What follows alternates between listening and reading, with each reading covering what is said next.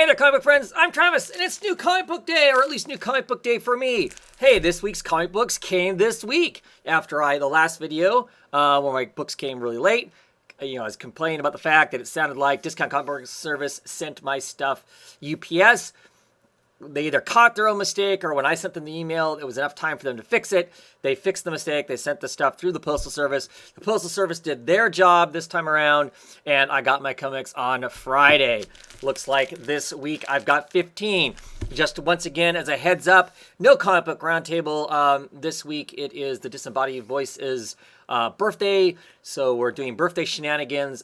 Tonight, actually, I am going to to a pub, little pub here in town, and I'm going to see Dirty Revival, a band out of Portland that is great. They've got a horn section and all kinds of good stuff there. I'll try and leave a link down below. And then on Saturday, the day of Comic Book Roundtable, I am going to see Toy Boat is the name of the band. They're kind of I don't know, kind of a band. Also, I believe they're out of Portland. Also, I have not seen them, but I've seen videos of them. And they look like hella fun also. So looking forward to that. So if I think about it when I'm loading this up, maybe I'll put videos of theirs down in there. You can check out the bands. And check them out if they're ever in your area. I know that at least Dirty Revival kind of goes all over the place. So hopefully you kind of catch them. Anyway, 15 books this week. That's what we're here to do, is to talk comics. Let's see what we got this time around. I got my free ad for the Krypton, World of Krypton thing. So, yeah, I think I've talked about this once before. I do find this book curious in the fact that it looks like something out of the early 80s, just by briefly looking at it, and maybe it is. I don't know. Maybe the story is. It's copyrighted 2018. Oh. World of Krypton, copyrighted 1987. So there you go. So I was only off by a few years, but clearly it looks like that. It looks like comics of my high school years. It looks like. So, and then they get into the whole show thing. I think I've shown that before. So who cares, right? Looks like Rick Remender is doing some advertising. Don't miss the Fear Agent. It's the final edition, volume 1. So, more ads, the Defender thing. Read that. It's got a little thing in there with Judy Baleria and the whole comics are for everybody thing. Anyway, let's talk comics. Real comics. Stray Bullets, issue number 33. Or Stray Bullets, Sunshine and Roses, issue number 33. Did you remember your Stray Bullets? Did you remember to pick up your Stray Bullets book? If you didn't remember to pick up your Stray Bullets book, you need to go back to the comic book store and pick up Stray Bullets. Excellent stuff. Going to deal with a little bit of Critch here, who's got kind of a dead hand. His arm's been injured bad enough. He's got a dead hand. So I don't know what's going on with that. We'll see. Should be intense. Stray Bullets is magnificent. Any of the pulp noir-ish sort of stuff from David Lapham is awesome. But this is the ongoing, and it's pretty brilliant. So check it out. Next up, we have Rumble, issue number 4. Issue number 4. Our main character he's like on his deathbed there, and so there's symbolically him trying to get back. I don't know, I keep collecting this. It just doesn't have the magic that it had before. I'm still enjoying it, but it's just not quite the same.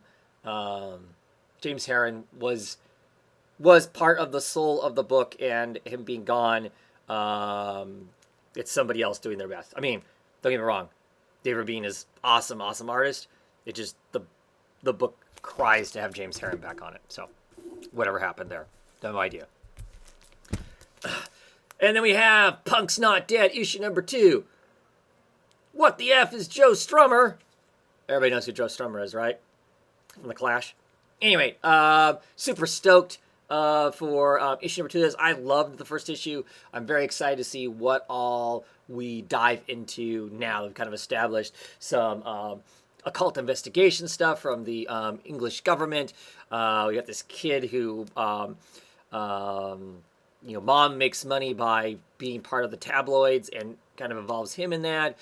He's got the typical high school stuff going on, and he's got the spirit of punk rock is following him around. So where that's all going to go, no idea, but very, very much looking forward to checking it out. Ice Cream Man, speaking of rock and roll, wow, wow, wow. So I missed issue number 2 of Ice Cream Man. I ordered issue number 1, and then I don't know, somewhere along the way I decided I wasn't going to keep reading it. I hadn't actually read it yet. Of course, read issue number 1. Really excited about it. I haven't scored number 2 yet. I am going to read number 3 regardless of that. But when I was ordering my comics, when I remember this coming out, because I'm like, wow, look at that dude with saw the cover. This super, super guitar, and of course I'm into music and all that kind of stuff. Music and comics. Sweet, sweet. So, of course I'm getting it. I'll be reading, like I said, regardless of whether I get number 2, hoping to track down an issue number 2 at some point, too. So, Evolution, issue number 5. Things are getting sick and scary. Really, really like this book. The characters, the cast of characters that are really interesting. The coloring by Boyd is brilliant to kind of set the mood for the different characters and the different stuff that they have going on. So I really enjoy all of that. This is just kind of like The Thing, David Carpenter's The Thing, and some can't think of any paranoid kind of books right now, but it's got some Philip K. Dickishness to it, maybe even. Yeah, I just really, really dig it. Really, really dig it. It's very, very interesting. Deathbed issue 2. Issue 1 was a lot of fun. Introduced to our main character, this guy who wants to have his final days written down in a mighty book as he basically brings out the all the people who want to put him down. People are trying to kill him, that sort of thing. He's basically shaking them all out of the woodwork, supposedly, so then he can he can fight them in his final days of glory and make it look all special and whatnot.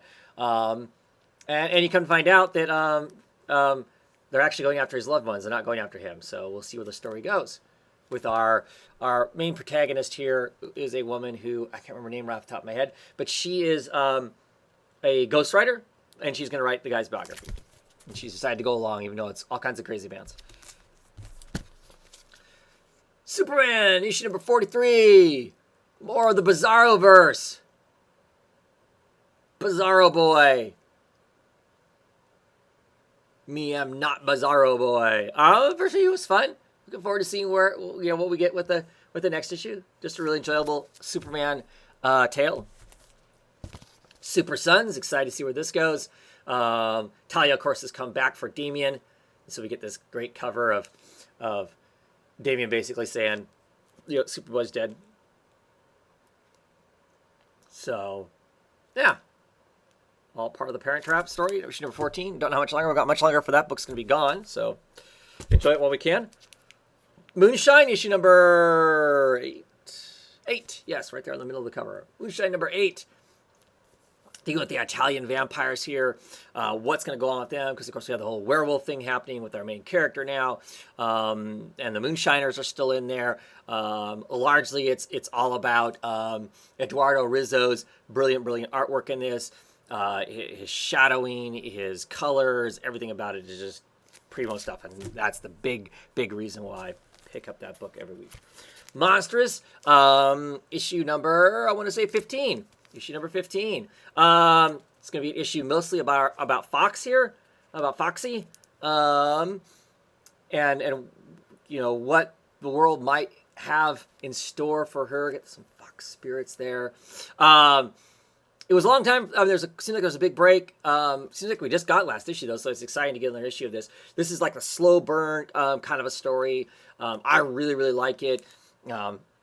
Has some kind of we're getting on the covers. What you see inside, the art is brilliant on it. Just this kind of slow creep of a fantasy story of powers that nobody should mess with, slowly reawakening and potentially taking over the world. Is largely what the book is about, and I enjoy it. I enjoy it for its slow, the slow crawl of it and whatnot. So here we are, Killer Be Killed. This is issue number 17. Found out this week that Killer Be Killed is ending in June. Issue 20 is the final issue of Killer Be Killed, which I find shocking. This was supposed to be Ed Brubaker's and Sean Phillips' long monthly book that was going to go on for a really long time. It's ending at issue 20, which feels to me almost like it's ending sooner than a lot of the supposedly books that had a definite finite ending and were like, it's going to be X number of issues. Seems like those were longer than what this is ultimately going to be. So that's kind of curious. It also feels like there's a lot of stuff to resolve. And I know it's, kind of like the real world. And so plenty of stuff doesn't get resolved. And I'm okay with that too. It just feels like from a storyteller perspective, there's stuff that you'd want to resolve. And I have a hard time envisioning how they're going to resolve it in 3 issues counting this issue, right? No, 4 counting this issue, because it ends on 20. So we'll see. We'll see what that has. The story's been excellent. The characters are really, really interesting and dynamic.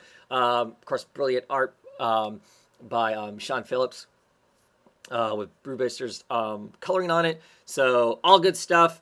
And I'm not bummed that it's ending.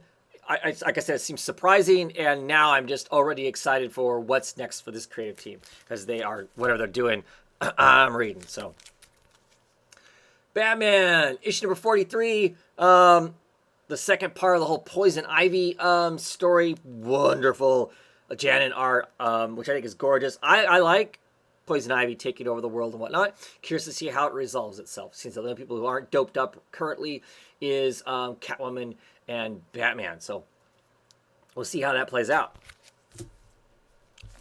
Issue number 13 of Batwoman, Fall of the House of Kane. So we get the beginning of the Fall of the House of Kane. I heard Marguerite Bennett, the writer of this, talk about this a couple weeks ago at Emerald City Comic Con. She's going back to Belgium, back to where her, the whole incident with her mother and her sister, the kidnapping and the deaths, and all of that are happening. And we're going to see some more of that, exactly what that is, and does she do a final resolution with the many arms of death that she has been hunting down for Batman. So curious to see about that.